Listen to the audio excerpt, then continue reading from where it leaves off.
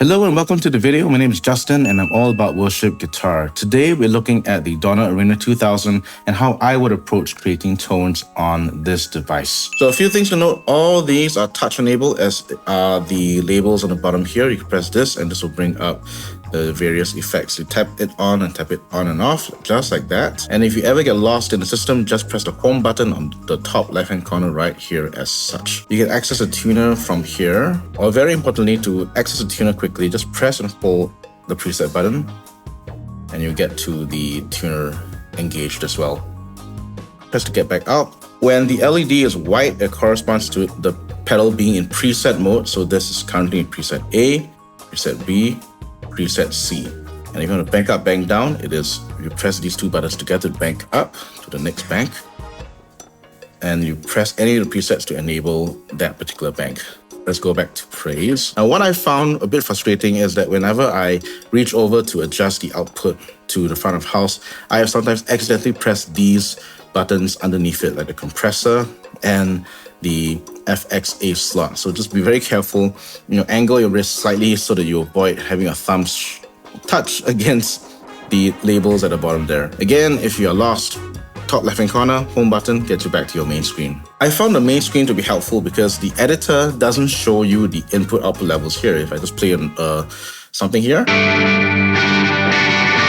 you can see that I have a very healthy signal up here where the output is in the yellow. Yellow is great, red is dangerous. These tones will be available for free on my Buy Me a Coffee page, so do check it out after this. But to maximize your learning experience out of this, do grab a guitar, turn on your Donner Arena 2000 pedal, and follow me along as I create a patch. Let's re-rail. This is not going to compete with your Helix. It is way outclassed in that this is a much simpler device. You have much less controls, you have much less buttons, and you have much less freedom of utility in that you cannot really assign buttons to do that many things. As such, we're going to have to do some workarounds in order to maximize the utility out of our pedal. Each bank has 3 presets, and we're going to approach each bank as if it's for a song. And therefore, each bank is going to handle 3 palettes of tone: clean, drive, lead. This is my personal methodology, but if you want to do something different, like clean effects and crunch effects, that's totally up to you. And the reason I'm doing that is because it seems like there's very little preset delay between switching presets on the Arena 2000. Just by way of example, here is the bank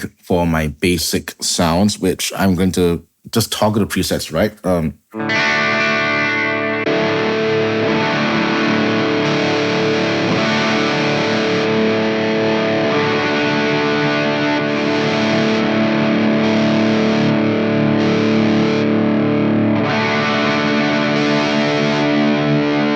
Almost negligible, which is pretty cool. So let's go back to an empty bank. I'm going to build this from scratch. Let's start with the amp and the cab, the core of your tone. Prerequisites: like my other tone tuning videos on Line 6 Helix devices, I am using the PC editor for this. You're going to be using the Donner Control app to tweak these presets, and I have the download link in the description box below. Now, first things first, on the Donner Control app, you can see that when you load up a blank preset, everything is black, which means that nothing is on. So I'm going to turn on the amp and turn on the cab and see what we have. It's a Fender Deluxe sound, I believe.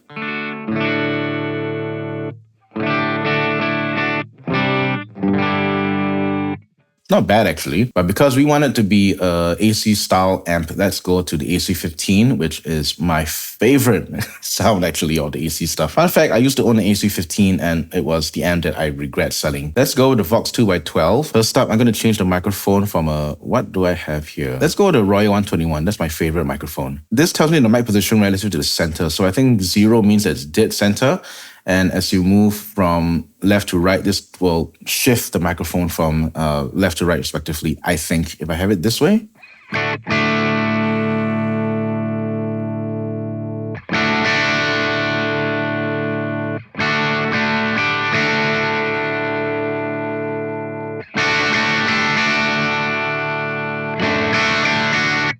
So you can tell that the tone does shift quite dramatically between the center position. So I'm going to keep this at dead center. That's what I normally like my Royal 121 mic. I don't know what negative distance means, but I like my Royal mics slightly further apart. That reduces any low-end buildup because of the proximity effect. If you have a microphone right at the cone, that is going to have your most energy, but that's also going to be the most amount of bass energy you get, which you don't really want. So have that slightly further away. I'm going to put this at 25 for starters. See how it feels like.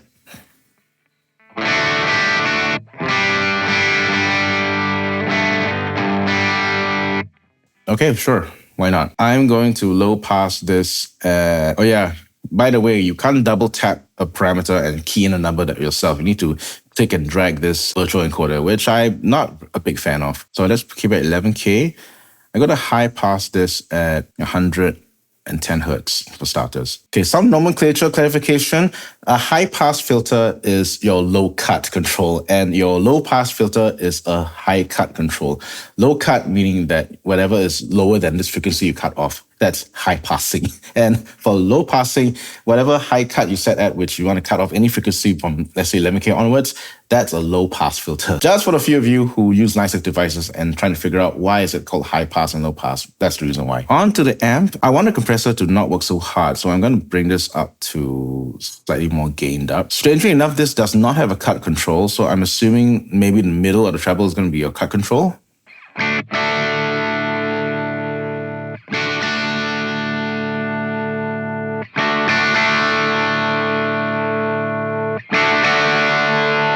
So I'm going to bring this up to slightly past half. I'm going to bring up the bass a bit more. And I'm going to have the treble at, let's say 80, because I do want a brighter sound.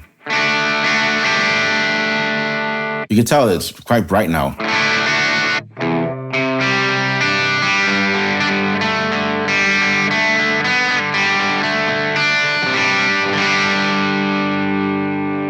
That's a bit on the soft side, so I'm going to bring this up and see how far I can bring it before it starts to clip.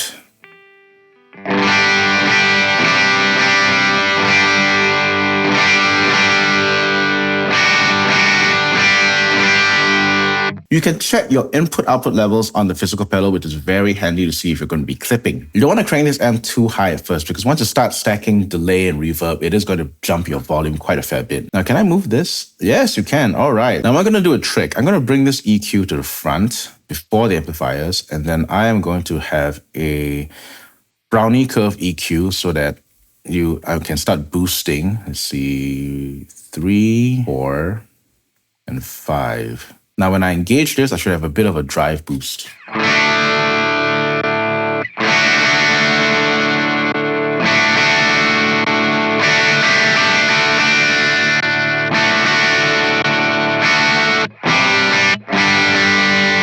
Yep, so now I got 2 stages of drive. I got slightly clean. Just pick softer if I can clean up.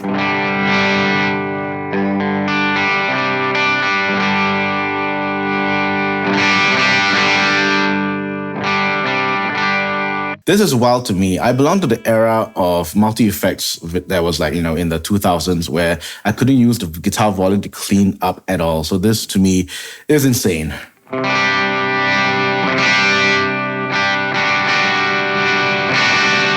And then turn on that EQ for a bit more drive.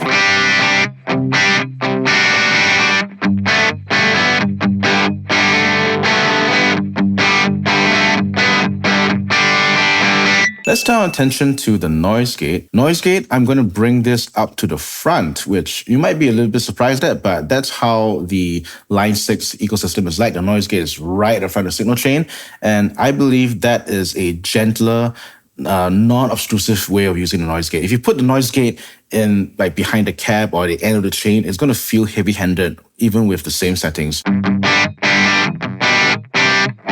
This video is subtitled, Justin plays a lot of things in G major. Okay, all right, here we go. Tape delay. Let's see how this sounds like with your ubiquitous dotted eighth. Let's turn this level up to 45 and feedback at 50. What's it?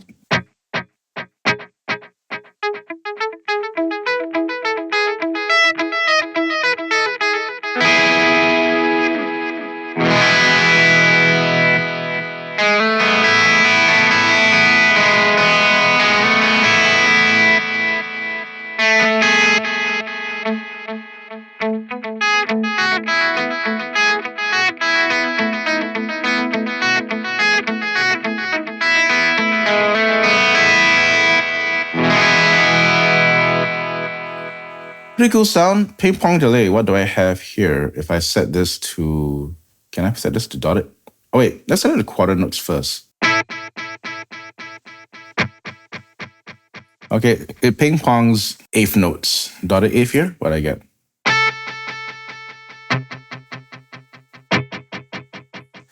not quite the subdivision I'm looking for. We're gonna mod delay. What do I get? If I turn this to...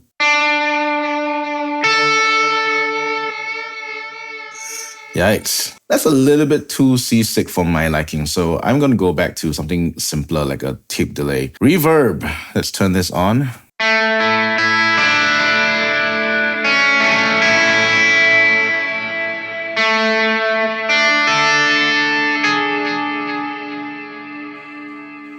That's pretty cool. That is a nice sound. And the stock settings are pretty decent. Maybe I reduce the depth. And if I turn down the tone even further, because I want to be a bit darker.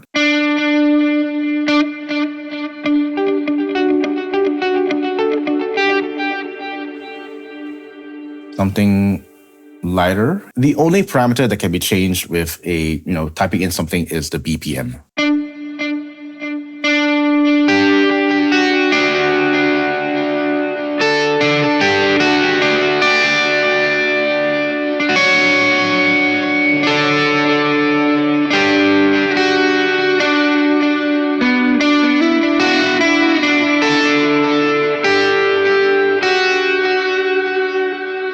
Now, if you have a darker reverb, you can crank up the mix and it won't overpower your tone as much.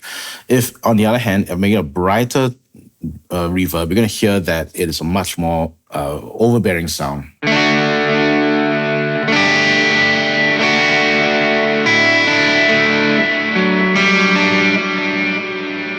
See, it's much more heavy-handed on that reverb.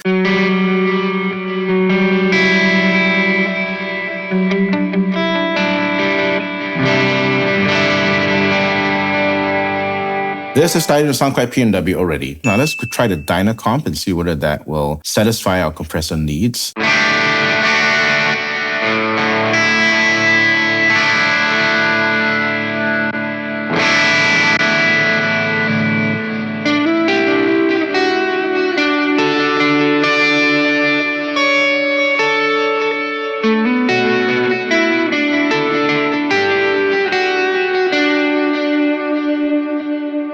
Now, this is quite cool. From my experience with Dynacomps, there is a slight reduction in volume when you turn the effect on. So I am quite surprised that they have the effect volume set quite high to match the bypass volume. Now, I think this is pretty cool. The fact that I turn the noise gate off and it's still quiet, this is a pretty well-made pedal. I've known multi-effects that when you set this up with amp, cab, delay, reverb, and compressor, it's just fizzy and you start to hear that buzz. Before we carry on, there are Black Friday sales going on the Donner website. Do check out my links in the description box below, and you can snag a great deal using my coupon code. I'm also having a sale on my Buy Me a Coffee page for my Line 6 devices. If you do have a Helix, a Helix Storm, and a Pod Go, and you want to check out presets for those devices, do check them out. Use BF50 on checkout. It's actually quite a nice drive selection. Let's go with something a bit more rounded. SL drive.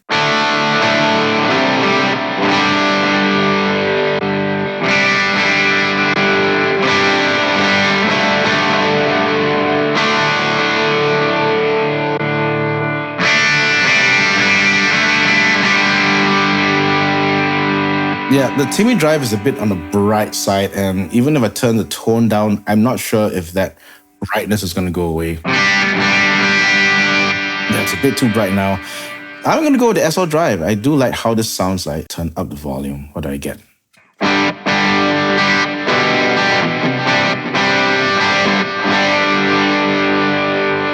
Stack out the EQ.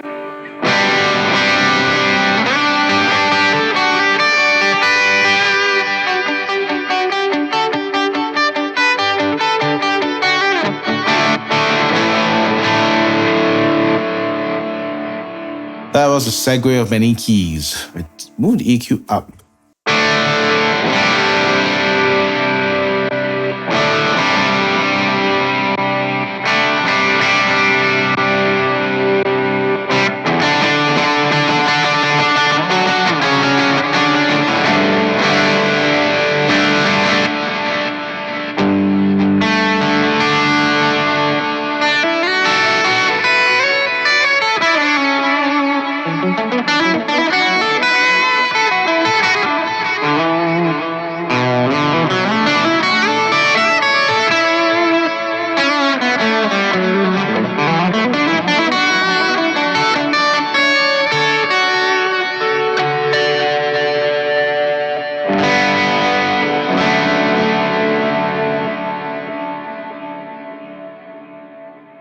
Okay, so the way this is going is I'm not going for a very thick overdrive sound. If you play with thick overdrive, you're hiding behind that wall of distortion. And whereas if you play with less drive and a bit more mids, you are going to have to be more careful with your playing. You're going to be articulate, you're going to be a clearer player because those notes will ring out and they will cut through the mix much better. For the fun of it, let's find something that will really crank up.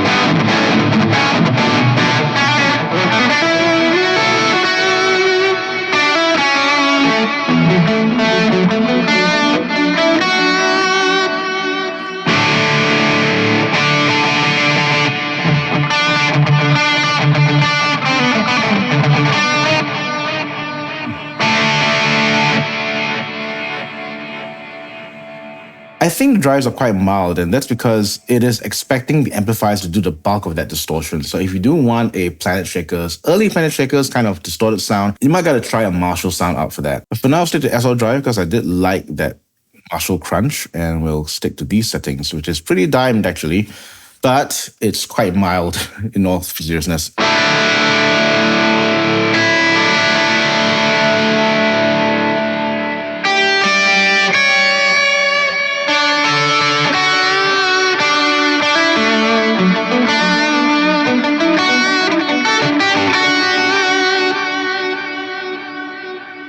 We're mostly done, but we have two free effects blocks that we can change around. Auto-swell. Okay, let's try this.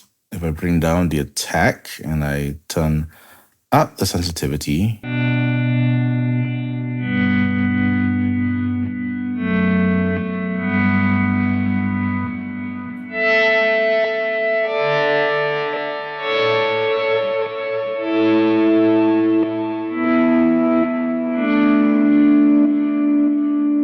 Let's say I turn that delay up, turn the feedback slightly higher. Reverb, I turn this mix way high. What do I get?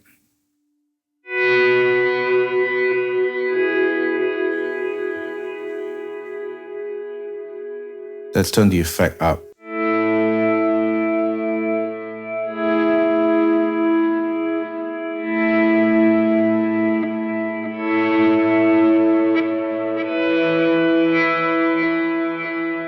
Now, the reason why I'm tweaking auto-swell function is because the volume pedal is an end or chain volume pedal. It will turn the whole, it's a master volume. It turns everything up and down. If I were to look at EXP and let's say EXP off and I change this to volume.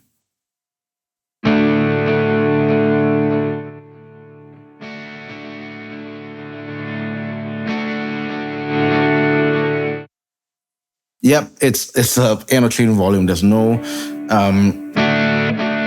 so that's the problem with this unit. You can't change the position of the volume pedal, but you can compensate by having an auto swell. It's a compromise that you have to live with. Besides, you should be letting the keyboardist to handle all that swelling in ethereal sounds anyway. So I'm just gonna turn this back to normal settings. I was at 50 and 40. Reverb was down to 50%. And the last effect, let's change this into, I'm gonna bring up the chorus and let's see how this sounds like.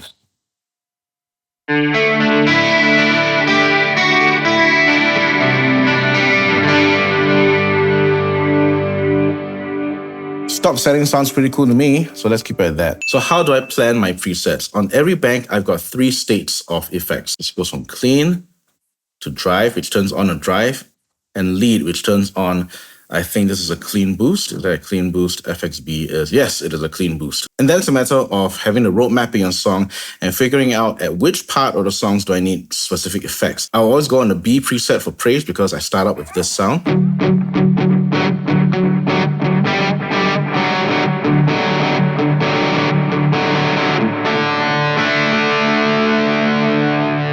So for the verse, I'm here, and for the chorus, I shifted up to the lead sound where I need to do that lead line. Now, doing the second chorus to the breakdown bridge, I will have to access a trem sound, which I do by doing this. I press the preset button that is corresponding to the preset to enter FS mode.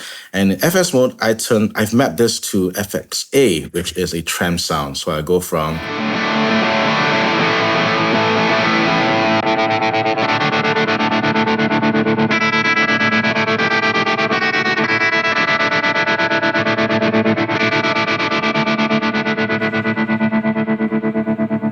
And then I use that for that breakdown bridge to build up back to the chorus. After the final chorus with the big instrumental, I have a POG style plus 12 semitones effect mapped to FXA here. So I will access FS mode, like we say during the last bit of the chorus. And just for that final big instrumental, I'll hit this to go from here to here.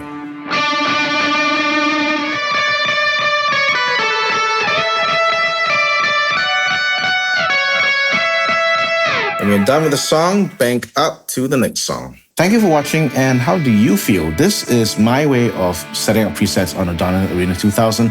What about you? Is this something that you will adopt, and is there anything that I can tweak on mine approach to presets that would make more sense? Let me know in the comments below. Thumbnails to my previous videos will be up after this. Do check them out.